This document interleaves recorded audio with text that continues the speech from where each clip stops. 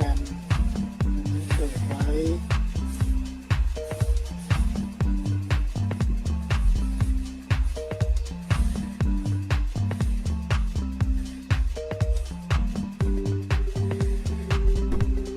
ครับเปิดโล่งเสร็จแล้วเติมล้างตรงนี้นิดนึงตรงนี้ทำเชือกครับไว้กระดาษทิชชู่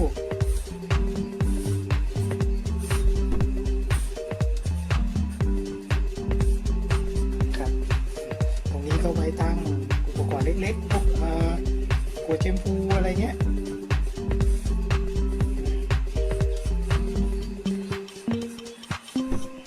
อะไรประมาณนี้นะครับนะโดยเรากำหนดขนาดให้อันดับแรกเนี่ยเราก็ต้องรู้ขนาดของกระดาษทิชชู่ก่อนนะครับกระดาษทิชชู่ตรงนี้นะครับกระดาษทิชชู่นะครับจะเป็นแบบม้วนเล็กนะว่าไม่ได้ทำไว้ในครัวนะอันนี้ทำไว้ในห้องน้ำนะครับก็อยู่ที่ขนาดประมาณ10 เซนครับ10 เซนก็ตรงนี้เอาสัก20 เซนเลยแล้วกันแล้วก็20 เซนเพราะฉะนั้นไม้ตรงนี้เท่ากับไม้นี้8.5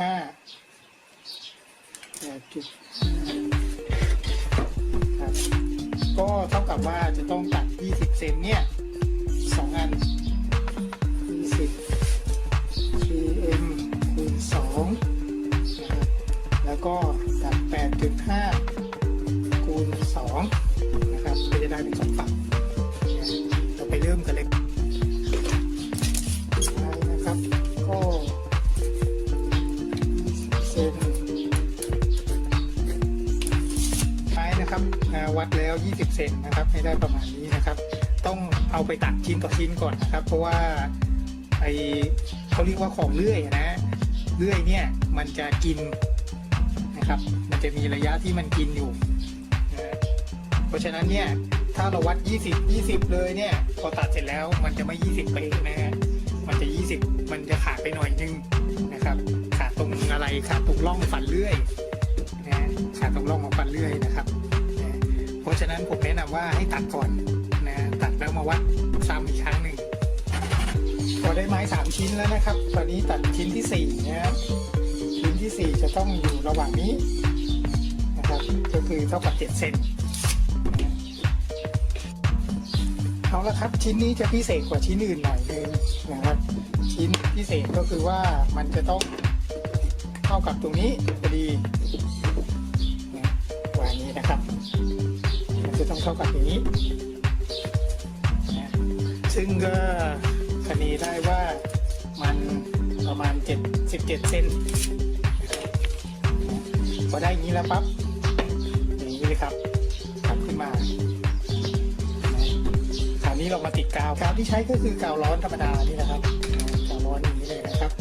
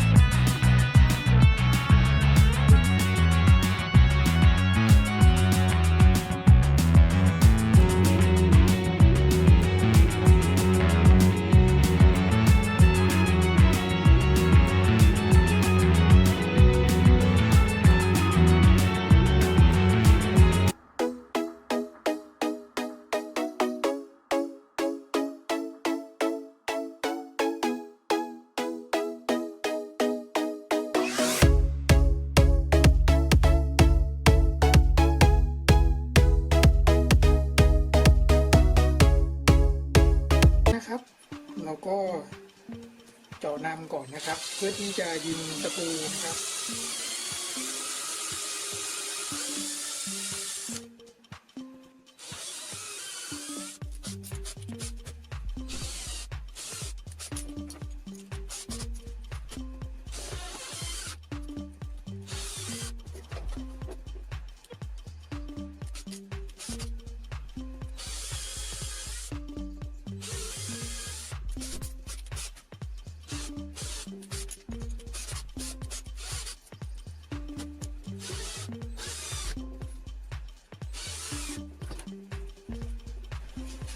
จากนั้นก็เอาเลื่อยครับอุด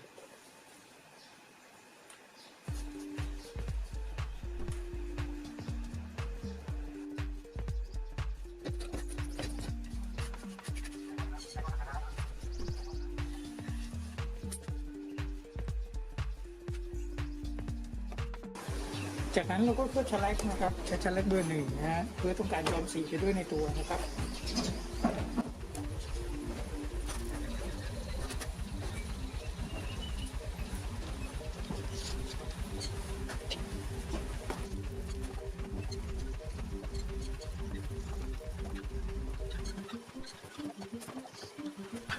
ก็ขอบคุณมากครับสำหรับการรับชมคลิปนี้นะครับหวังว่าเป็นไอเดียดีๆนะครับไอเดียหนึ่งนะในการ DIY ของใช้จุ๊บจิ๊บภายในบ้านนะครับนะ